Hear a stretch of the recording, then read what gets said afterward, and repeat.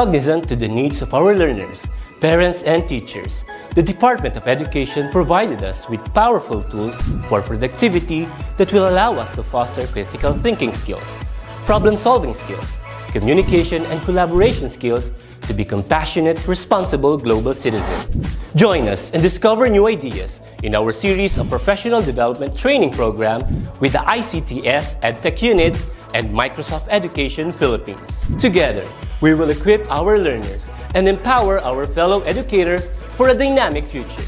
Para sa bata, para sa bayan, at para sa guro. Sulong Edukalidad.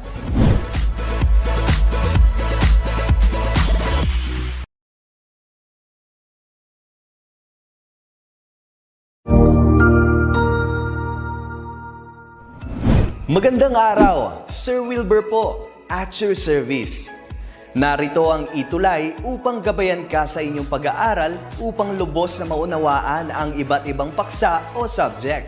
Ang ETUlay ay isang free online tutorial class na pinangungunahan ng ICT's Educational Technology Unit sa pamumuno ni Undersecretary Elaine Del B. Pascua.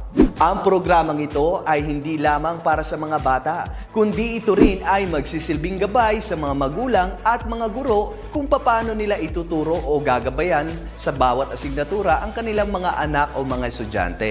Sa kasalukuyan, ang self-learning module mula sa rehiyon ng Calabarzon at kilala sa tawag na pivot ang ginagamit sa ating ETUlay online class. Kaya ano pang hinihintay ninyo? Ihanda na ang inyong mga ballpen o lapis, papel o kwaderno at samahan kaming itulay ang pagkatuto para sa bawat batang Pilipino. Sama-sama tayong magtutulungan para malampasan ang mga hamon sa panahong ito. Halina't matuto kasama ang inyong online tutor sa oras na ito.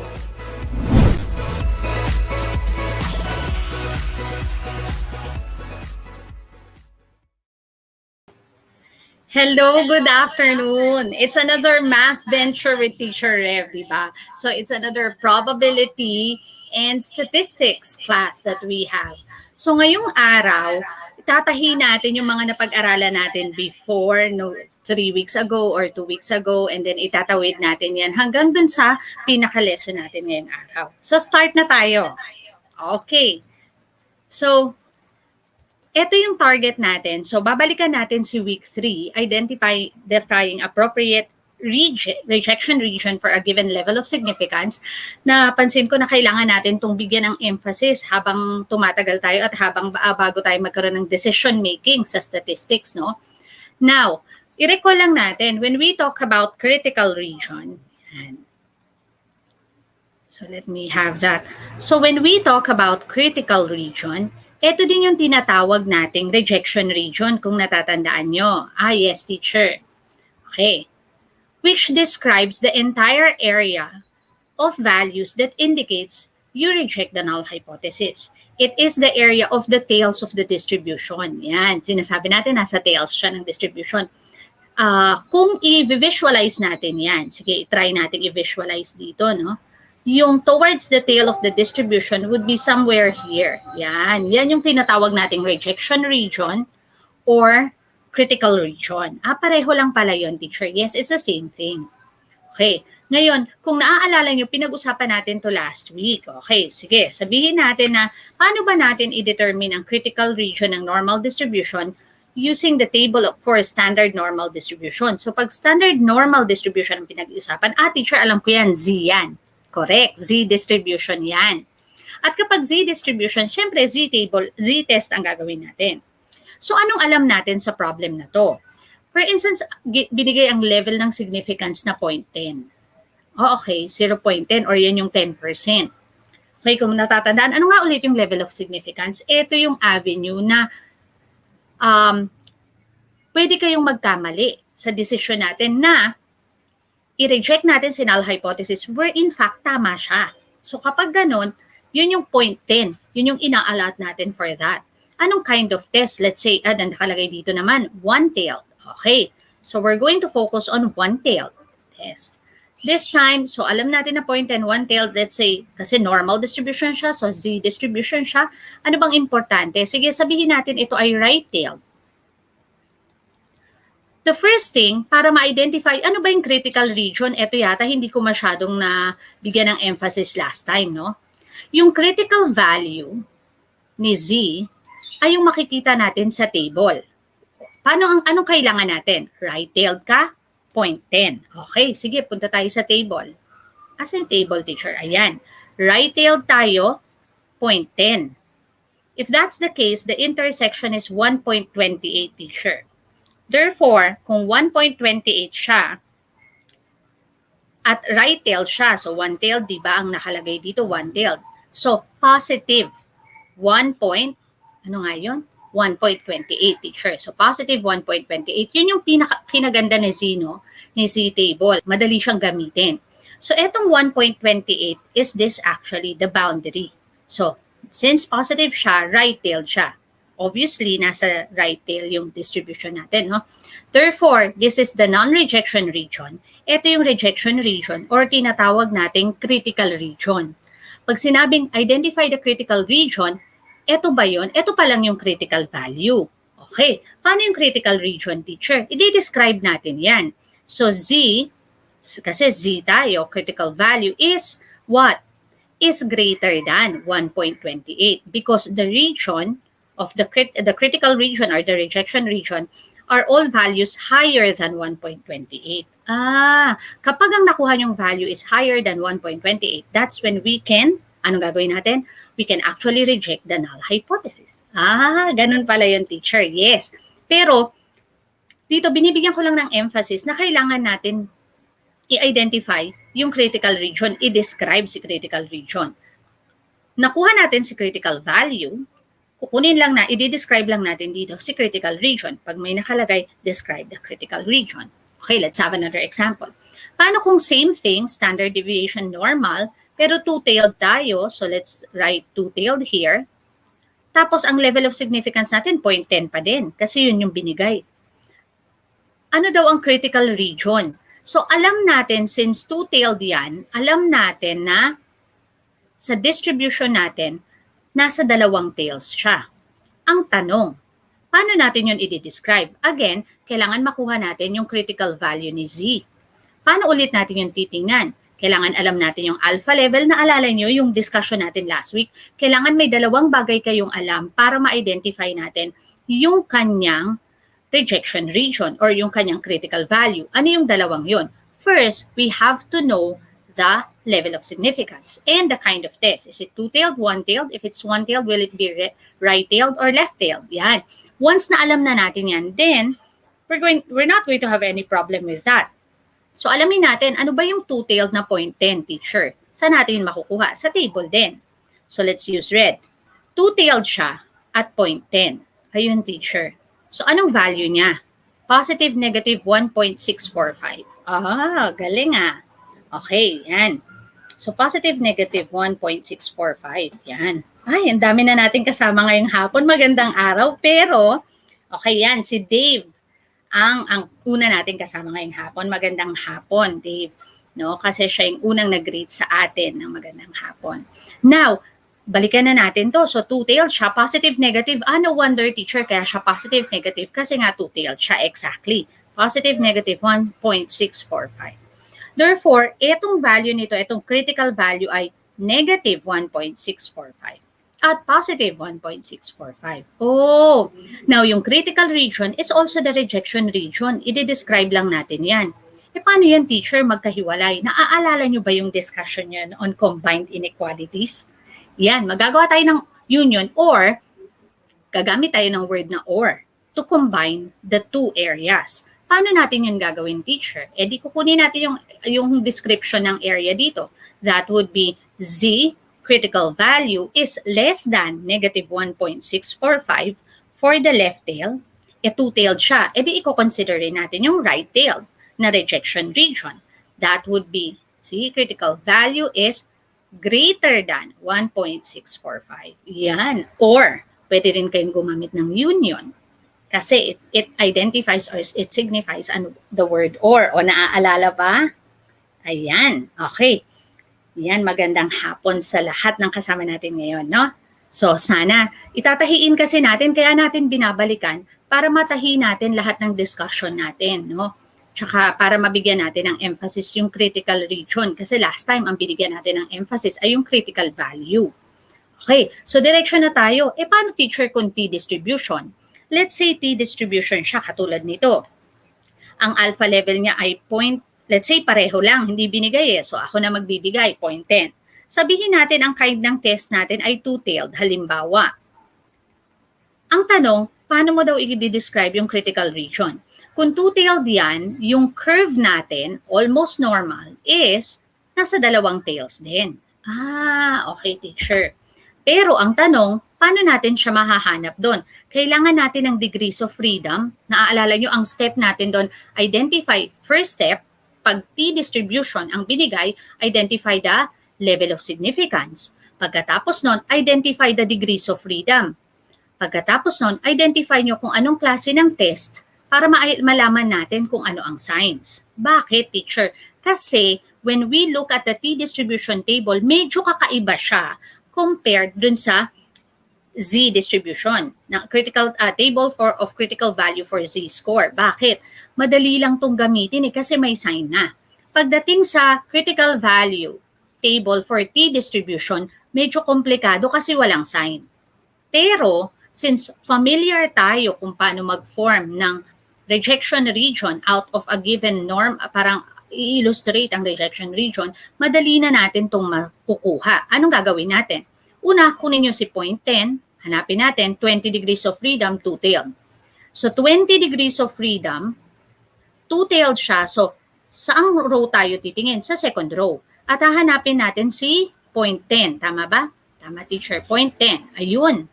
Kunin natin yung intersection. Alam natin na ang intersection niyan is 1.725.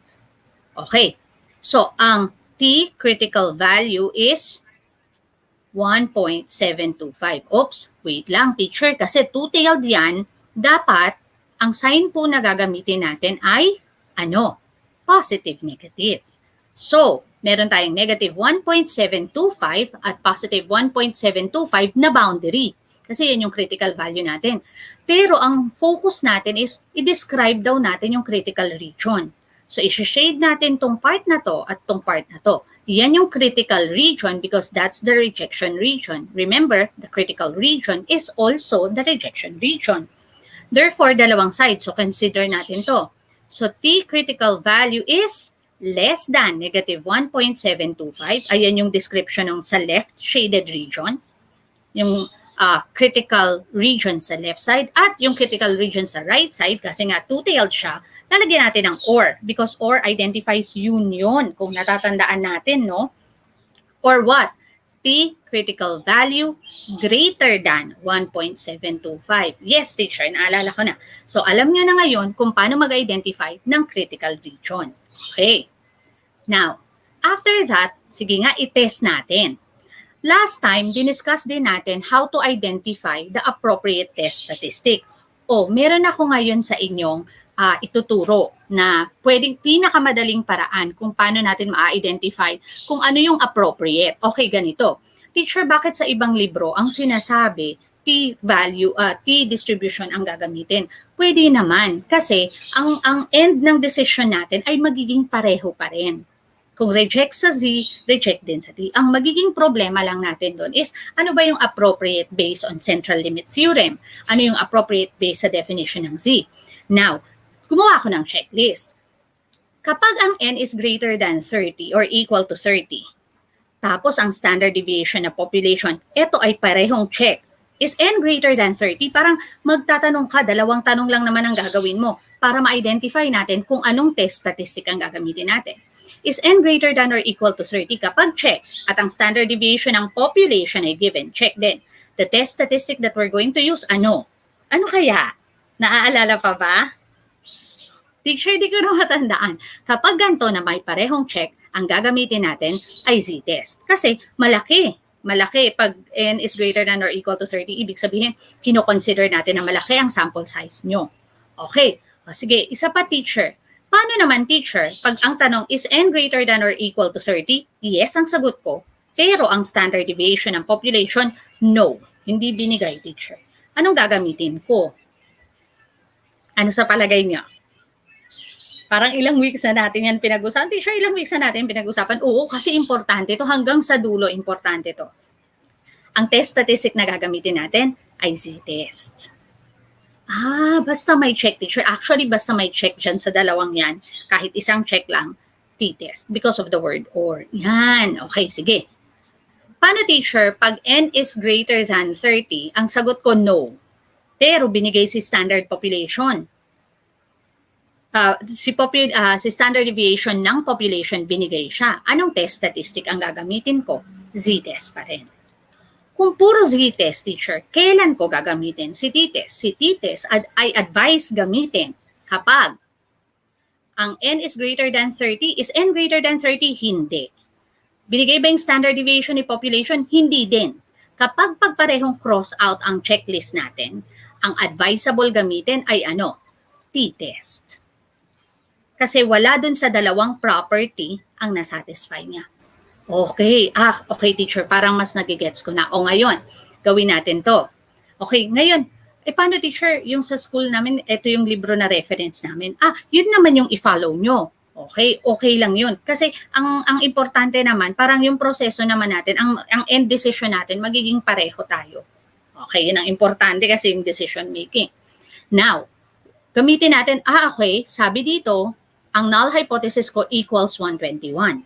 Ang alternative hypothesis ko, gumamit ako ng symbol na greater than. Kung matatandaan nyo, kapag gumamit kayo ng symbol na greater than, one-tailed ba yan or two-tailed? Yan. Teacher, halo-halo na siya. Yes, okay lang yan. Basta ang importante na aalala natin. Kapag gumamit tayo ng greater than, teacher, ito ay one-tailed. Okay. Greater than, ano to? One-tailed? Left or right? Yun naman yung next question. Is this left or right? Kapag greater than ang ginamit natin, kung matatandaan nyo sa definition natin last week, ang gagamitin natin ay right-tailed, teacher. Very good kayo. Next. So, alam na natin na ito ay one-tailed because sa alternative, lagi yung ang tingin natin para malaman natin kung one-tailed siya, two-tailed, ay sa alternative hypothesis. Kapag ang alternative hypothesis ay not equal to sa alternative hypothesis, yan ang ginamit na symbol, then automatic, that's two-tailed. Kapag sa alternative hypothesis gumamit tayo ng greater than, then that's one-tailed kasi directional. Isang direction lang. One-tailed at ito ay right-tailed. Okay, teacher. Kapag less than, alam ko na yan, teacher, one-tailed at left-tailed. Okay, very good. Ngayon, ito ang alam natin. Binigyan tayo ng data. Ito yung binigay sa ating data. We have to identify the rejection region. Tandaan natin na kapag pinapa-identify si rejection region, una, kailangan alam natin si critical value. Para malaman natin si critical value, prior dyan, kailangan alam mo kung anong test statistic ang gagamitin mo. Okay. Z-test ba or t-test? Yun. So, kailangan alamin natin yun. Binigay si alpha at 0.01. Yan, importante yan. Ang sample size ay 39. Tanong, is this greater than or equal to 30? Obvious naman, teacher. Kahit na, itanong nyo pa rin yun sa sarili nyo para ma-verify nyo. Yes or no? Yes, teacher. Is the standard deviation known? Ayan, teacher, sinabi known. Check. Kapag may pareho kang check or kahit isa lang, di ba? Anong test statistic ang gagamitin natin? Z-test or t-test? Kanina, teacher, based dun sa checklist natin, kapag parehong check, z-test. We're going to use z-test. Therefore, para makuha si critical value, z-critical value, pupunta tayo dun sa critical value for z-scores. So, anong kailangan natin? Kailangan natin si alpha at yung type ng test. One-tailed na right-tailed. Okay, one-tailed siya, right-tailed siya. So, right-tailed, alpha 0.01. Check natin. Right-tailed, alpha 0.01. Ano ang ating critical value?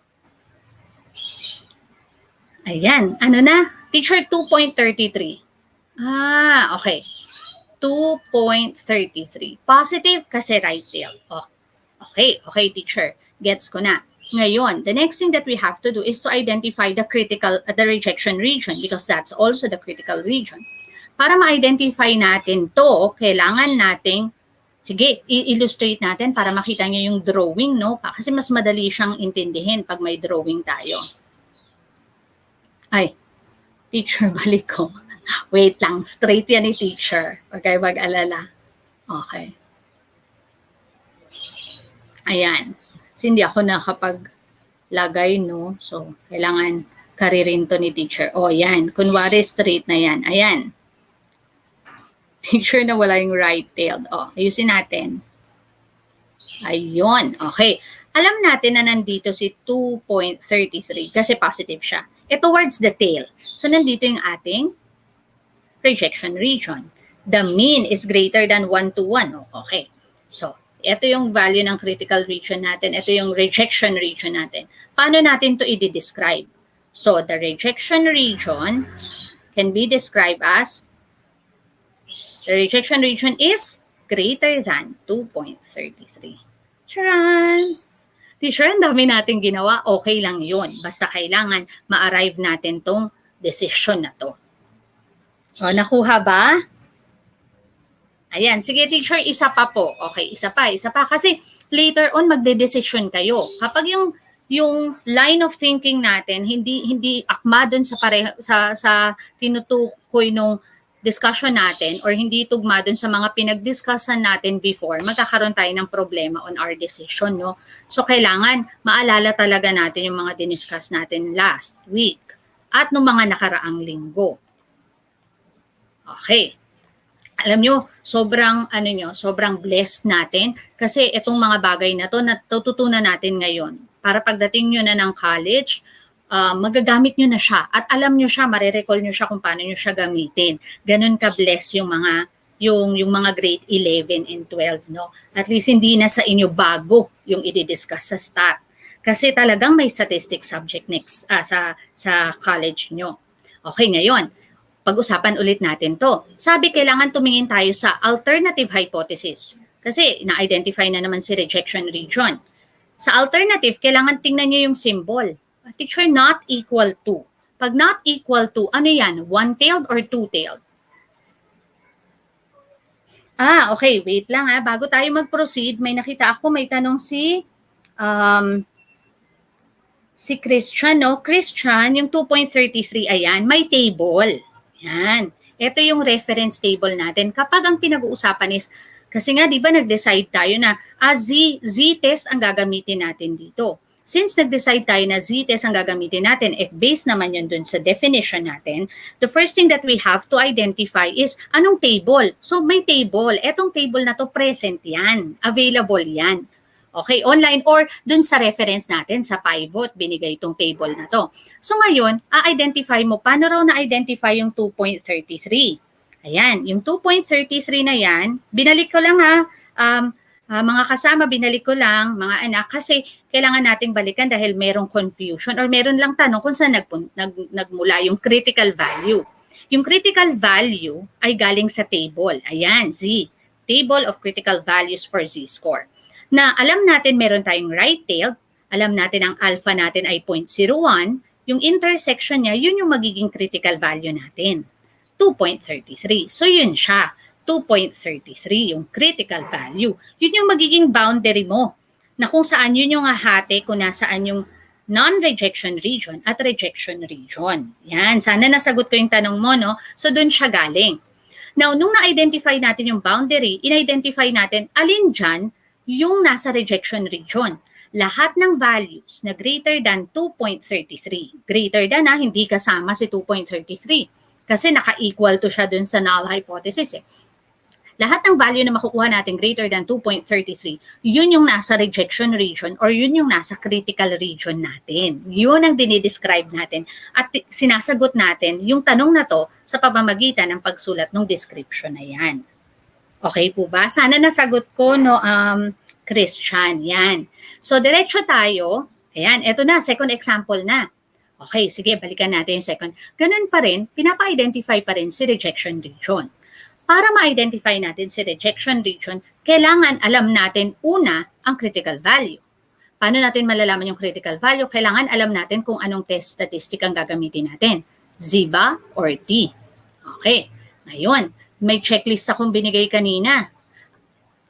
Basta dalawang cross out, hindi siya greater than 30 or hindi ang standard deviation niya ay hindi binigay, pareho yang wala sa classification, then t-test ang gagamitin natin. Otherwise, Z ang recommended na gamitin.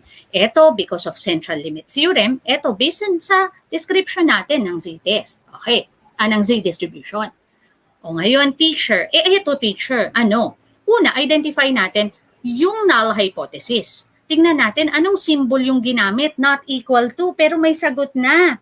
May sagot na si Jermaine, no? Sabi ni Jermaine, two-tailed yan, teacher. Very good. Sabi kasi dun sa definition natin last week, kapag not equal to, ito ay two-tailed. O pag two-tailed, alam natin na, sige, drawing na natin, teacher, yung itsura kapag two-tailed. Mamaya na natin lagyan ng values. Alam natin na ganito ang itsura niyan. Okay, teacher. Kaya lang, ang tanong next, ano yung critical value ko? Pero bago ko ma-identify yung critical value ko, yung identify ko muna anong klase kayang test statistic ang binigay. May dalawang tanong, tinuruan ko kayo. Una, is n greater than or equal to 30? Yes or no? Teacher, the answer is no po. Not greater than or equal to 30. Is the standard deviation known? Sabi sa problem, unknown. No, not known siya. So, ano ang gagamitin nating test statistic pag hindi na nga siya greater than 30 at unknown pa ang standard deviation ng population niya? So, ang gagamitin natin ay, kung ang sagot nyo ay t-test, tama. We're going to use t-test sa kaso na to. Okay, so kung t-test, ang hahanapin natin is yung critical value ni t. Okay, paano natin mahanap yung critical value ni T? Titingin naman tayo sa critical value table for T distribution. So teacher, ang una pala, kailangan alamin mo kung two-tailed ba siya or one-tailed. Kung one-tailed siya, alamin natin kung right-tailed or left-tailed. Correct. Saan natin yun makikita? Sa null hypothesis. Pagkatapos nun, the next thing is, identify naman natin anong test ang gagamitin natin, Z-test or T-test. Ang recommended dito ay T-test. So, anong table ang gagamitin natin? Siyempre, yung critical value table for T distribution. Tahi-tahi pala yung teacher. Oo, ang ginawa lang natin, hiniwa-hiwalay natin yung discussion, pero later on, tatahiin natin yan ng isang discussion, ng isang decision sa dulo. Pero baka next week pa yon. Or tingnan natin kung magagawa natin ngayong araw, no? Kung matatapos natin siya ngayong araw. So, paano ko malalaman si T critical value, teacher? Ano yung kailangan ko? Kailangan nyo si alpha, step 1 yan sa T distribution. Anong susunod? Ang naaalala kong step 2, teacher, identify si degrees of freedom. Kailangan kasi yan dito. So ano ang degrees of freedom natin? Ang population ang standard, ang sample natin ay, sample size natin ay 9. Ano ang degrees of freedom natin? Teacher, 8 po. Very good. 8 ang degrees of freedom nyo. Alam ko na yan, teacher. So 8, 0.05 at kailangan alam nyo, two-tailed siya. So tingnan natin sa table. Two-tailed, 8 ang degrees of freedom, ang alpha ay 0.05. Yan ang kailangan ko kapag T-distribution ang gagamitin ko. So, nakalimutan agad ni teacher. Degrees of freedom, 8. Two-tailed, 0.05. 8, bilugan ko kaagad. Two-tailed, so sa second row ako titingin. Kasi yung una pang one-tailed. 0.05, then dito ako titingin. Sa second column. Okay teacher. Anong intersection yan? Yan. Teacher, ano po? 2.306. Okay. Ngayon, meron pang meron pang pasabog tong si T distribution. Bakit? Kasi walang sign. Di ba si T, ang dali lang, may sign na siyang kasama kung positive, negative, kung negative, kung positive, no? Kasi naka-identify kung one-tailed siya, may left-tailed, may right-tailed. Si T distribution, walang ganon. Ikaw ang magde-decide. Two-tailed to. So, ibig sabihin, nasa dalawang tail siya. Therefore, kailangan nating lagyan ng positive, negative ang critical value natin. Very good na si Jermaine. 9 minus 1, 8 po ang ating Okay, good. So, positive, negative. Therefore, nasaan to? andito si negative 2.306, at andito si positive 2.306. Oh, gets ko na, teacher. Yan yung boundary natin, no? So, ang gagawin natin, sabi, find the rejection region. I-describe natin si rejection region. Ito yung dalawang yon. So, the rejection region is actually, the T critical value is less than negative 2.306 para dito sa shaded dito. Samantalang sa shaded sa kabila, or critical value is greater than 2.306. Okay ba? Naintindihan ba? Yan, sana naintindihan, no? So, ganun siya. Okay, teacher. Ganun pala mag-identify. Oo, nag-identify pa lang tayo ng rejection region o wala pa tayo sa decision making, ha? Okay. Ngayon naman, i-recall natin. So, yan, diniscuss natin yan last week. Binigyan ko lang ng emphasis ngayon kasi kakailanganin natin siya sa pinaka-discussion or sa pinaka-lesson nating susunod. The next is computing test statistic on population mean. Para ma-compute natin yung test statistic, ang una, kailangan alam natin anong test statistic ang gagawin. Hindi ko na ito sasagutan kasi binigyan ko na kayo ng checklist eh. Ayan, may nakalagay, no? Find my z-value. Teacher nakalagay, so alam ko na z. Oo, pero tingnan nga natin kung suwak siya doon sa description. Okay, paano nga siya z? Is n greater than or equal to 30? Ano ba si n? 38. Yes, teacher. Check. Is the standard deviation of the population given? Yes, teacher. Check. So, 2 checks. Kapag 2 checks yan, chinek yung dalawang yan. Ibig sabihin, anong test ang gagamitin natin? Z-test. Okay, teacher. Ang tanong, kung z-test siya, naaalala nyo ba yung formula ng z natin? Kasi dito, isosolve natin. Magsosolve tayo, ano ang value ni z? Yung tinatawag natin computed z-value. Yan yung hahanapin natin dito. Hindi yung hindi natin hahanapin dito yung critical value. Hindi, critical value is yung boundary. Dito hahanapin na natin ano yung actual z-value ng given data. Okay. Now, compute na natin. Naaalala nyo ang formula natin is z is equal to the mean of the sample minus mean ng population over standard deviation ng population over square root of sample size. So bali ang pinaka-numerator nyo, ito, ang pinaka-denominator natin ito. Kapag scientific calculator, ipapakita ko sa inyo, at kapag regular calculator ang gagamitin nyo, papakitaan ko rin kayo kung paano nyo yun isosolve. Okay. So ito muna, sulat na natin. Kaya nga sabi nila, ang statistics lang ang isang math natin na kailangan natin ng calculator. Oo. Kailangan nyo talaga, kumbaga partner nyo ang calculator dito. 21.75 minus 20.83 over standard deviation 2.75 over square root of 38. Yan. Okay, teacher. Paano natin gagawin yan? Calcu, walang problema. Dediretso ko na ha. Hindi na natin kasi nagka-calcu naman tayo talaga. Minus 20.83 para ma-limit natin yung rounding off. Kaya ko rin mas prefer na idiretso para ma-limit yung rounding off ng value. Kasi ang gagawin nyo dyan, ira-round off nyo si square root of 38 tapos i-compute na naman natin. So, mara-round off na naman yung denominator. Pag sinulat nyo, i-direction nyo na lang siya. Okay. Equals. Ayun, teacher. 2.0623. Hanggang 3. 2.063. 2.06. Sige, 23 na lang. Okay. 2.0623, teacher. Yan yung critical, yan yung computed z-value natin. Okay, teacher. May gagawin pa ba muna tayong iba? Wala muna eh. Hanggang dyan lang muna tayo. Pero ngayon, ipapakita ko sa inyo paano gamitin kapag regular ang calculator natin. Okay.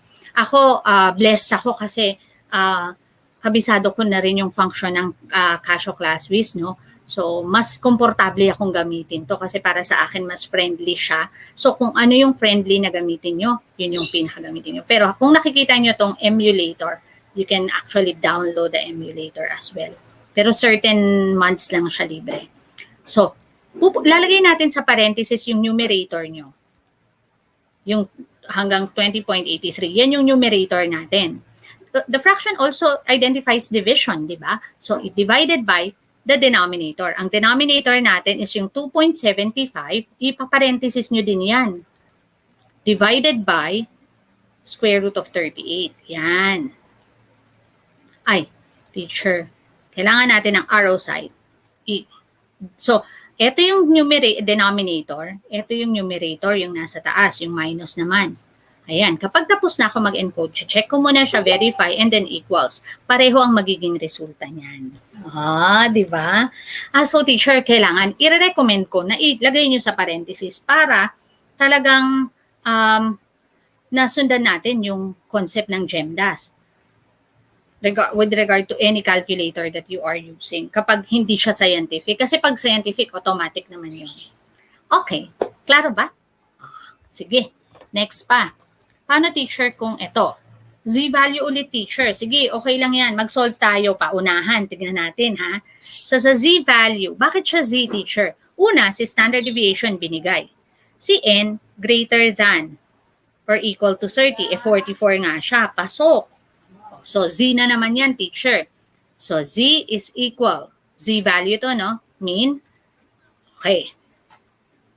Over the standard deviation ng population over square root of N. Okay. I-substitute na natin yung values. 11.23 minus 12.01 over 3.0 or 3 na lang yan. Okay na yan ng 3. Teacher, pwede na ba yan ng 3? Okay lang. Kasi i-compute naman natin yan. Okay? Over square root of 44. Yan. Again, ang nire-recommend ko, i-diretso nyo. Huwag nating i-chop-chop para hindi siya maraming round off. Okay. So, gagamitin ko na to ha. Maximize ko na yung gamit ko ng scientific calculator ko.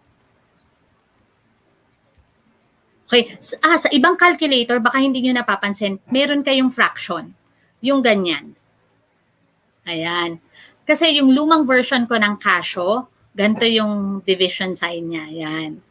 Tuwan-tuwa ako doon, sayang hindi ko mapakita sa inyo. Pero yun pa yung ginamit namin na pag yun yung mga memorable na mga gagamitin yun. Yung mga ginamit ko pa yan nung nag-let ako. Let ba yun?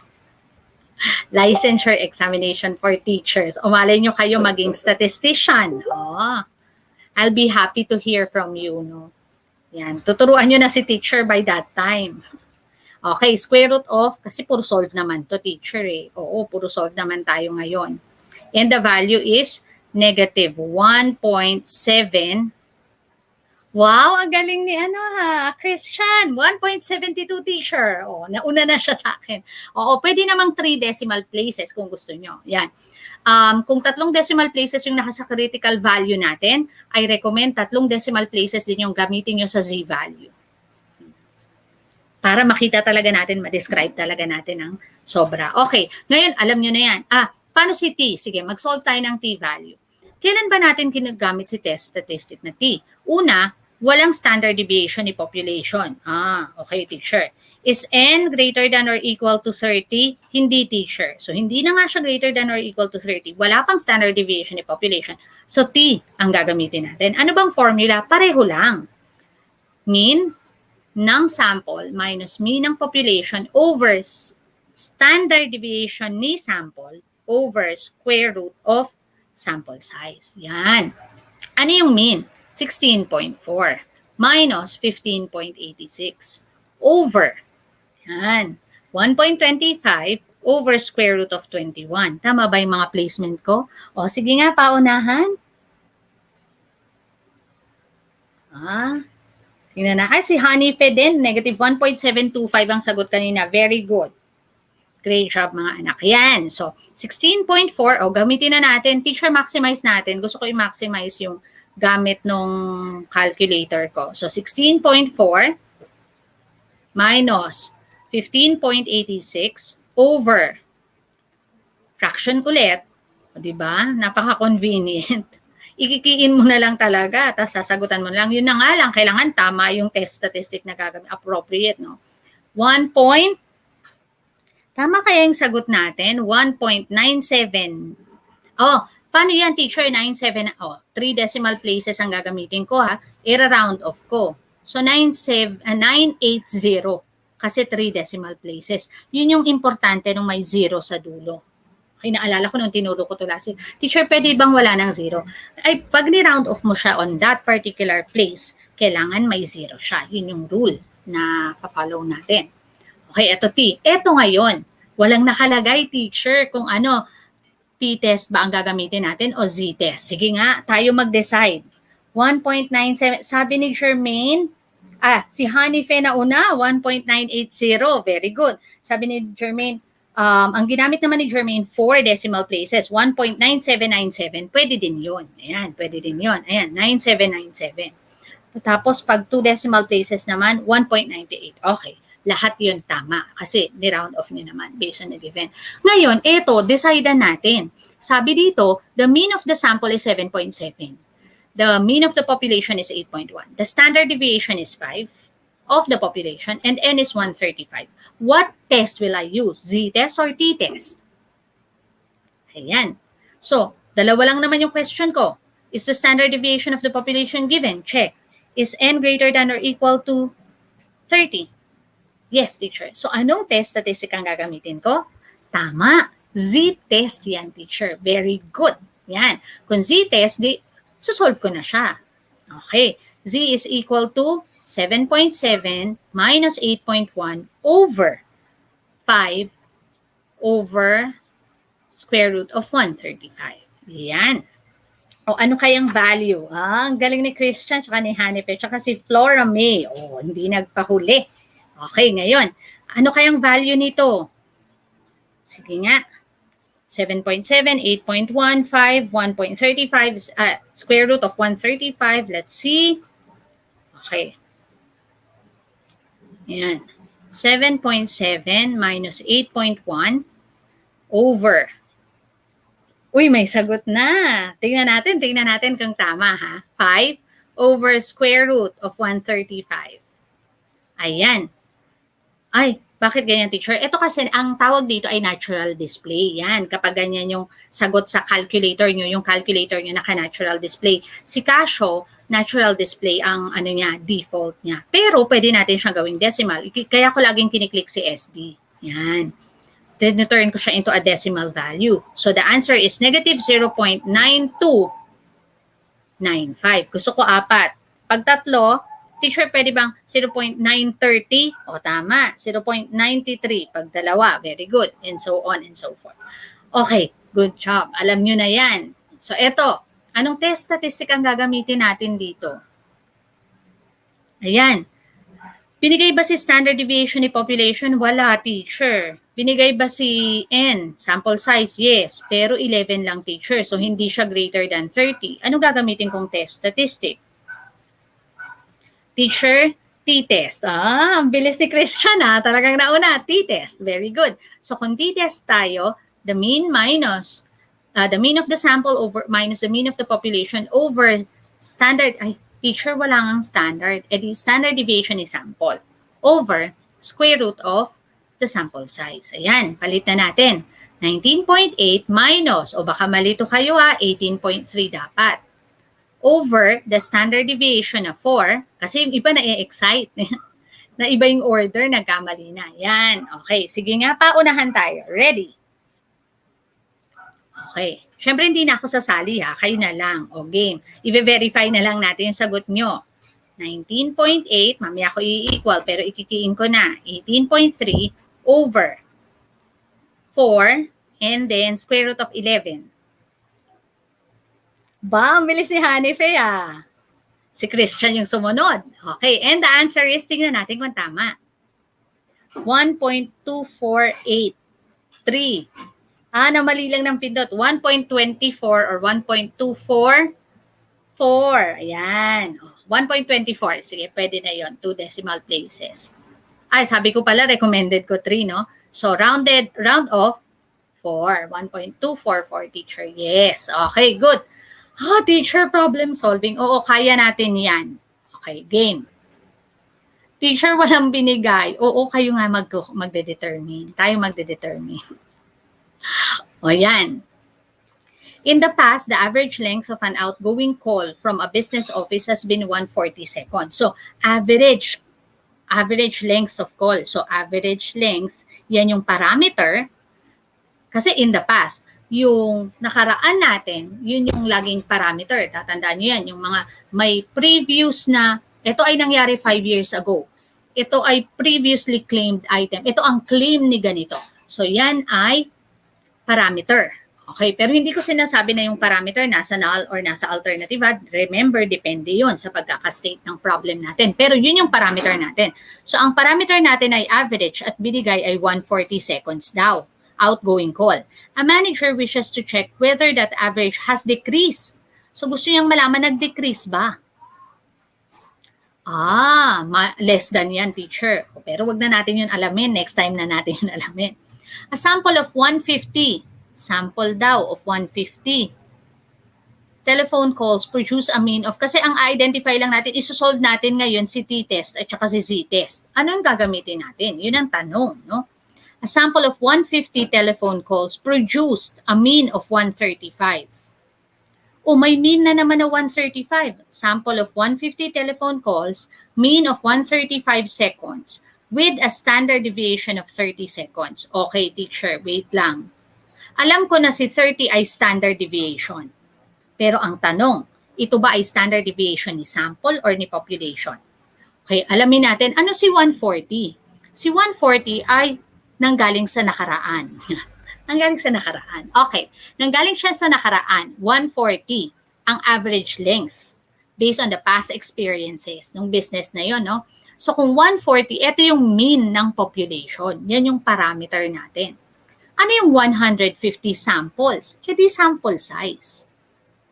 Teacher, ano yung mean? Sabi dito, a sample of 150 calls produce a mean. Yung 150 calls na to, nag-produce ng mean na 135. So, kung ito ay sample size, then ito ang sample mean. Sabi na yan, mean of 135 with a standard deviation. Ito daw, mean na 135 ay may standard deviation na 30 seconds. So, etong 30 seconds ay ano? Standard deviation ni sample, teacher. Very good. Ngayon, matitest na naman yung ano natin, no? Ano kayang test statistic ang gagamitin ko dito, teacher? Nalilito na ako. Pero, sige. Ganito yun. Kailangan, masagot natin yung dalawang tanong. Is n greater than or equal to 30? Ang n niya, 150. Di ang sagot natin dito, yes. Next, is the standard deviation of the population given? No. Ano ang gagamitin ko dito? Pag may isang check by central limit theorem, ano yun? Anong gagawin natin pag may isang check? We're going to use z-test. Pag walang check, saka natin gagamitin si t-test. Okay. Yun yung recommended, ha? Based dun sa naging reference natin na pivot. Okay, ngayon, paano yung teacher? Ang formula natin ay mean ng sample minus mean ng population over standard deviation ng sample standard deviation ng population over square root ng sample size. Paano yun, teacher? Ganito ang gagawin natin dyan. Ang gagawin natin, si standard deviation, i-replace natin siya with 30. Dahil malaki yung population, it shows na magiging almost normal ang distribution. Kung natatandaan nyo yung central limit theorem, ganun pala yun, teacher. Yes, ipapalit lang natin yung value. Kasi enough because this is large, this is enough to represent the population. Ganun yung idea behind that. Kaya ginagamit yung z-test kasi yun yung idea ni central limit theorem. So, ganun pa rin siya i-solve, teacher. Exactly. 135 minus 140 over 30 square root of 150. Sige nga, paunahan. Anong value natin dito? Ikikiin ko na siya. Yung mauunang magsagot. Go. Yan, minus 140 over 30 over square root ni 150. Anong sagot? Negative, teacher. Obviously, magiging negative kasi nga yung mean ay mas mababa kesa sa mean ng population. So, negative 2.041. Ang galing O, tingnan natin. Very good na kayo dyan. For 0.41, teacher. Yes. Negative 2.041. Okay. Very good. Great job, man. Okay, now, let's go to the next item. Sige, sagot pa tayo, teacher. Gusto niyo pa bang magsagot? Kasi medyo overtime na tayo, pero sige, tapusin natin to, no? Kasi may drawing conclusion pa sana tayo eh. Pero sige. Pwede pa naman siguro. Pwede pa siguro? Sige, sagot pa tayo, no? The government claims that the monthly expenses of a Filipino family with 4 members is 10,000. Okay. A sample of 26 families' expenses has a mean of 10,900 and a standard deviation of 1,250. Okay, sige teacher, yan lang naman yung binigay. May alpha na teacher, 0.01. Pero hindi pa natin yan kakailanganin sa ngayon kasi i-identify pa lang natin ano yung computed T or Z values. Okay, value. So, anong alam natin? Sabi, claim ng government. So, yung claim ng government, yun yung ating mean ng population, which is 10,000. Tapos, ang ginawa nyo, para malaman kung tama ba ito, kumuha tayo ng 26 samples. So, yun yung sample size natin. Na may mean, yung 26 samples na yan, may mean na 10,900. Ito ay mean ng sample. At, yung 10,900 na yan, na mean, ay may standard deviation na 1,250, teacher. Okay. So, gets ko na, teacher. Tanong, anong gagamitin natin? T or Z? Okay. Para malaman yun, kailangan sagutin ulit natin yung dalawang tanong. Is n greater than or equal to 30? Yes, teacher. No.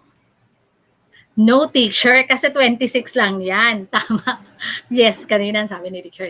No, kasi 26 lang si n. So, n is greater than or equal to 30. No, teacher. Now, is the standard population given?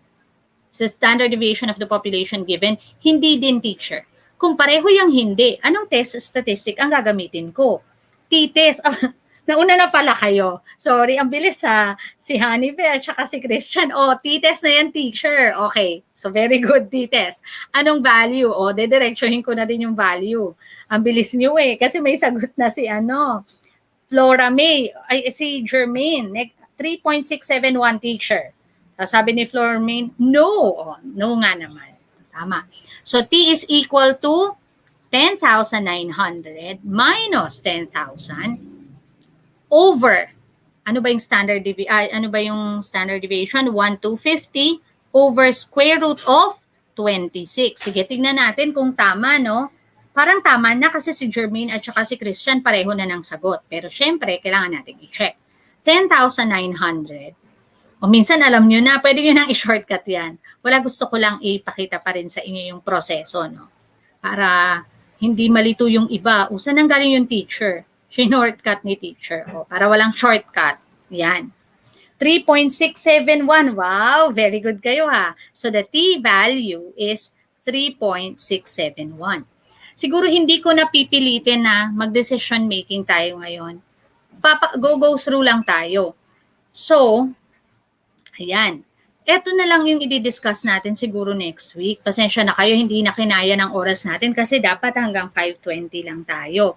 Pero huwag kayong mag-alala, pina-promise ko na next week, makakapag-draw na tayo ng conclusion. Bubuuin natin yan. So, may assignment lang kayo ng konti. I-recall nyo lahat ng pag-construct ng null hypothesis, kung natatandaan nyo, tsaka yung appropriate way ng pag-construct ng null hypothesis at tsaka alternative hypothesis. Itatahi natin yan together with the rejection region, critical value, type of test, alpha level, lahat yan, magme-marry na yan. And ang end goal natin actually sa lahat ng pinagdaanan nating discussion is to come up with a conclusion and interpretation of the data given in a problem. Yan ang gagawin natin next week. So ilang linggo na lang tayo, no? So I'm so happy that I hope you learned something relevant ngayong araw. Yan, kahit hindi masyadong madami tayong masyadong na-discuss, no? Ang importante naman, ang importante, naintindihan nyo yung konsepto ng pinag-uusapan natin. So, yan. Thank you so much dun sa mga nakakasama natin linggo-linggo, no? I'm happy na parang I see familiar names na nakakasama natin. Okay. Hindi ko na muna ipipilit kasi baka pag pinilit ko tong drawing conclusion, mabitin tayo sa discussion. Tapos maraming tanong ang mabinbin. By next week, pupuliduhin natin yung discussion natin on drawing conclusion. Ngayon, nirecall na natin lahat. Yan, kahit papano na alala natin ng konti yung null hypothesis. Pero next week, aalalahanin natin yan lahat. Magkakaroon tayo ng madali ang review. Tapos, pupunta na tayo sa drawing conclusion. Which is, yun yung pinaka-importante sa lahat ng discussion natin. Yan. Thank you so much. I'll see you next week for another Math Venture with Teacher Rep. Let's have another Stats and Proba next week. God bless everyone. Thank you, Lord, for the wisdom that you shared with us this day. Yan. I'm happy to be with you ngayong hapon. Bye, guys. See you next week.